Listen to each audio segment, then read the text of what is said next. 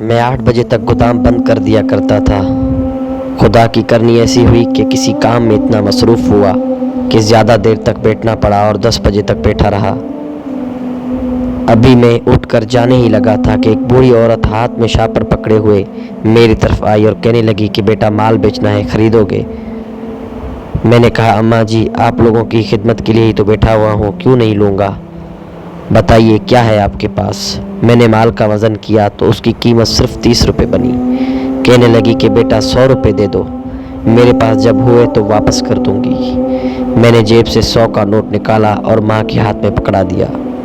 कहने लगी बेटा फ़िक्र ना करना, मैं जल्दी ही वापस कर दूंगी।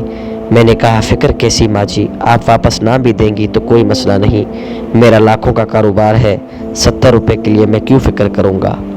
समझिए आपको मैंने वैसे ही दे दिए, वापसी की फ़िक्र ना कीजिएगा, वापस ना भी करेंगी तो कोई मसला नहीं। उसने मेरे सर पर हाथ रखा और कहा, अल्लाह पाक आपको हर आफत से, हर परेशानी से महफूज रखे। काश मेरा बेटा भी आप जैसा होता। ऐसा होता मतलब क्या, आपका कोई बेटा नहीं है? है ना, औरत ने कहा, मेरे 7 बेटे थे और 7 बेटों के बाद एक बेटी पैदा हुई। पैदा होने के कुछ दिन बाद वो फौत हो गई। अभी उसका दुख बर्दाश्त नहीं हो रहा था कि शोहर भी चल बसा, अकेली तन्हा बच्चों को पाला, सबको बड़ा किया, शादियां करवाई। 2 बेटे मेरे फौत हो गए, 4 की शादी करवाई तो चारों ही घर छोड़कर चले गए। एक सबसे छोटा बेटा मेरे साथ है, मगर वो भी इतना नहीं कमाता कि गुजर बसर अच्छा हो सके। कभी कभार ऐसा भी होता है कि भूखा सोना पड़ता है, कभी रात का खाना मिल जाए तो सुबह का नाश्ता नहीं होता। बाकी बेटों से बात करती हूँ तो कहते हैं, अम्मा हमारे अपने ही खर्चे बहुत हैं, हमारा अपना गुजारा बड़ी मुश्किल से होता है, हमारे पास पैसे मांगने ना आया करें। तो बेटा तुमने तो बेगाना होकर भी मेरी मदद की, तो मैंने तुम्हें दुआएं ही दूंगी ना, और कहूँगी कि काश मेरा एक बेटा ही तुम्हारे जैसा होता, जिसके दिल में भी एहसास होता, तो आज मैं यूँ मांगती ना फिरती। सुबह नाश्ते के लिए कुछ नहीं था, इसलिए सोचा थोड़ा सामान बेच दूँ ताकि पैसे मिल जाएंगे, खाने को रोटी खरीद सकूँ। मुझे उम्मीद थी कि आपका तो गोदाम खुला होगा, और शुक्र है कि गोदाम खुला मिला है। मैंने बोला, अम्मा जी क्या आप जानती हैं कि आप कितनी खुशकिस्मत हैं, मैं 8 बजे चला जाता हूँ, आज मुझे किसी ने रोक कर रखा 10 बजे तक, और जानती हैं जिसने रोका था उसने सिर्फ आपके लिए ही रोका था, और वो कौन था? अल्लाह। वो अल्लाह जिस पर उम्मीद लगा कर आप मेरे पास आई, वरना मैं तो कब का घर पहुंच चुका होता।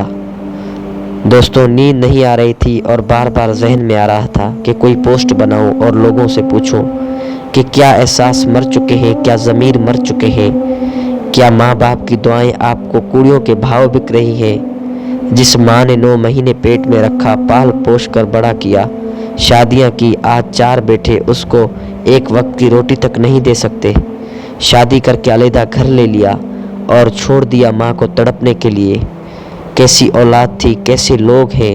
वो माँ जिसने पालते हुए 1000 बूसे लिए होंगे, उंगली पकड़कर चलना सिखाया होगा, गिरते को उठाया होगा, हर मिनट बाद माथा चूमा होगा, रात को उठ उठ कर दूध दिया होगा, ईद के कपड़े सिलाई होंगे, रमज़ान में सेरी के लिए उठकर सेरी करवाई होगी, शाम को अफ्तारी का इंतज़ाम किया होगा, ईद से पहले ही ईद की तैयारी करवाई होगी, आपकी पसंद के जूते कपड़े लेकर दिए होंगे, पसंद की शादी करवाई होगी।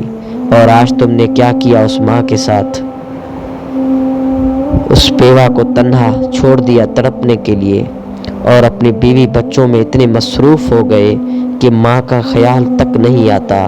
क्या तुम्हें ज़रा सी भी शर्म नहीं आती कि जिसका शोहर ना हो वो पहले ही पल पल मरती है, ऊपर से तुम सदमे पर सदमे दिए जा रहे हो। कैसे हो गए हो तुम लोग, खुदाया ये कैसा दौर आ चुका है। एहसास लोगों के दिलों से ऐसे निकल गए हैं जैसे जिस्म से रूह निकलती है, ज़बान से अल्फाज निकलते हैं।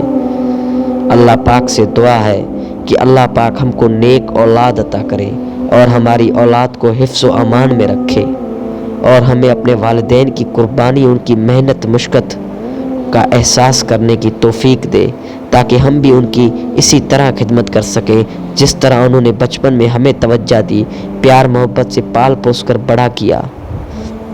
اللہ سے دعا ہے کہ اللہ آپ کی زندگی میں آسانیاں پیدا کرے اور آپ کو توفیق دے کہ آپ لوگوں کی زندگیوں کو بھی آسان بنا سکے، آمین۔ ویڈیو اچھی لگے تو ویڈیو کو لائک کریں، چینل کو سبسکرائب کریں۔ ملتے ہیں نیکسٹ ویڈیو میں۔